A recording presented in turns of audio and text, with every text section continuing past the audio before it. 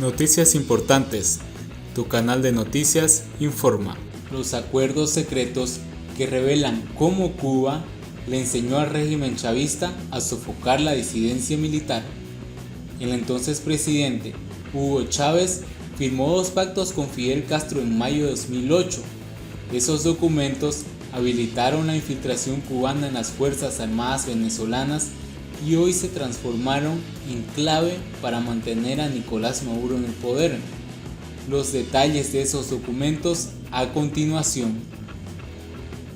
En diciembre de 2007, el entonces presidente Hugo Chávez sufrió su primera derrota en las urnas, aunque todavía era muy popular entre la clase trabajadora que lo había impulsado al poder casi una década antes. Los votantes rechazaron un referéndum que le habría permitido postularse a la reelección de manera indefinida. Molesto, Chávez recurrió a un cercano confidente, de acuerdo con 3 ex asesores. Fidel Castro, el envejecido líder cubano, había sido mentor de Chávez años antes de que fuera presidente, cuando era conocido por liderar un fallido golpe de Estado. Ahora, la profundización de los lazos económicos hacían que Cuba fuera más dependiente de Venezuela, rica en petróleo, y Castro estaba ansioso por ayudar a Chávez a mantenerse en el poder, según dijeron esos asesores. El consejo de Castro: garantizar el control absoluto de los militares. Más fácil era decirlo que hacerlo.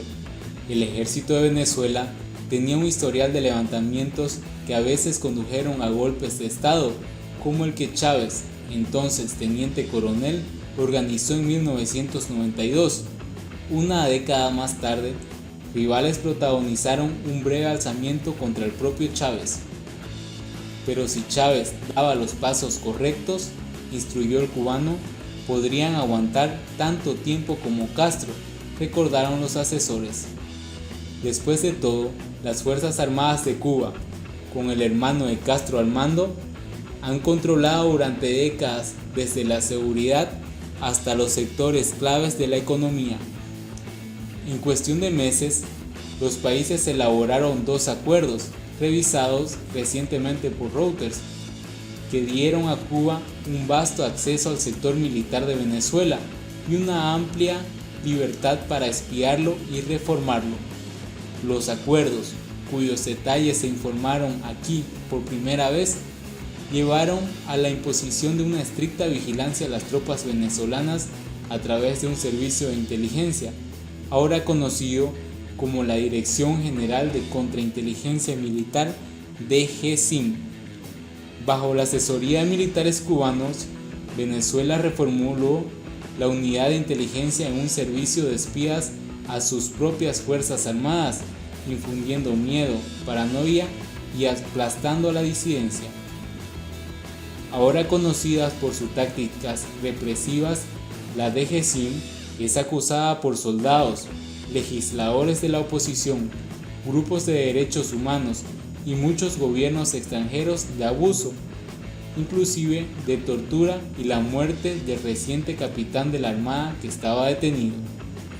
Según los documentos revisados, los acuerdos firmados en mayo de 2008 permitieron a las Fuerzas Armadas de Cuba lo siguiente: entrenar soldados en Venezuela, revisar la estructura, partes del ejército venezolano, entrenar agentes de inteligencia venezolanos en La Habana, cambiar la misión del servicio de inteligencia de espiar a rivales extranjeros a la de vigilar a sus propios soldados, oficiales e incluso a comandantes de alto rango.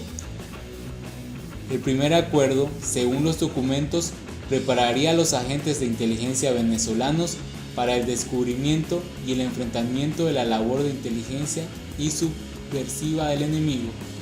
El segundo acuerdo autorizó a los funcionarios cubanos a supervisar la asimilación y la modernización del ejército de Venezuela. La presencia de funcionarios cubanos en el ejército de Venezuela se conoce desde hace años. El presidente Nicolás Maduro, discípulos de Chávez y sucesor cada vez más asediado, dijo durante un discurso en 2017: Agradecemos a las Fuerzas Armadas Revolucionarias de Cuba. Los saludamos y siempre le damos la bienvenida. Pero ninguno de los dos países ha reconocido los detalles de los acuerdos o el alcance de la participación de Cuba en el sector militar venezolano. 11 años después de su firma, los acuerdos militares han demostrado ser cruciales para la supervivencia de Maduro en el poder, según expertos de seguridad, personas familiarizadas con el gobierno y políticos de oposición. La ayuda y el entrenamiento de Cuba, el ejército ha apoyado a Maduro y lo ha ayudado a navegar en la crisis económica, el hambre y el crimen generalizado, así como la migración de los últimos años de más de 4 millones de personas, cerca del 10% de la población venezolana. La reorganización de las Fuerzas Armadas y la proliferación de oficiales de alto rango han mantenido a los líderes en deuda con Maduro. Ahora los documentos describiendo los acuerdos de Venezuela y Cuba y las decenas de entrevistas con miembros del servicio y retirados de las filas, funcionarios de gobiernos y personas familiarizadas con la relación Caracas-La Habana muestran cuán instrumental ha sido la ayuda de Castro. La transformación de la DGCIM, dijeron estas personas, ha sido particularmente efectiva. La misión más importante que tenía este organismo de inteligencia era neutralizar todo aquello que afectara a nuestra democracia, dijo Raúl Salazar, exministro de Defensa de Chávez, que se opone hoy a Maduro. Ahora, bajo el mando de Cuba, el gobierno lo utiliza para mantenerse en el poder. Una vez que Cuba comenzó a capacitar a su personal, los agentes fueron introducidos a la DGCIM. Allí compilarían informes sobre uniformados percibidos como alborotadores e informarían sobre cualquier señal de deslealtad, según más de 20 exoficiales venezolanos militares y de inteligencia. La DGCIM también comenzó a interceptar los teléfonos de los oficiales, incluidos comandantes militares de alto rango, para escuchar sobre posibles conspiraciones. La represión ha llevado a cientos de arrestos. Al menos 200 militares están detenidos actualmente. El Control Ciudadano, una organización no gubernamental venezolana que estudia a las Fuerzas Armadas, dice que el número supera los 300. En un informe de junio de 2017, la DGCIM acusó a un soldado de matricularse en una universidad considerada alineada a la oposición y de subversión política e ideológica. Al hablar por primera vez del caso, el ex soldado dijo que estuvo esposado en una silla, mantenido en una habitación continuamente iluminada y fue golpeado hasta que le rompieron 2 vértebras. Esos días fueron interminables, recordó. Reveló su historia con la condición de que la agencia de noticias solo usara su primer nombre, Daniel, y no revelaran su identidad. A partir de su reorganización, las filas de la DGCIM han aumentado desde unos pocos a cientos de agentes al principio de la administración de Chávez hasta al menos 1.500 ahora, según exoficiales militares. Un informe reciente de las Naciones Unidas acusó a la DGCIM de incurrir en torturas, incluyendo descargas eléctricas, asfixia, inmersos en agua, violencia sexual, privación del agua y de alimentos. Bajo el gobierno de Maduro, oficiales de la DGCIM han sido promovidos a altos cargos, incluidos el de comandante de seguridad del mandatario. La represión, dicen líderes opositores, ha sido que las Fuerzas Armadas sean impenetrables.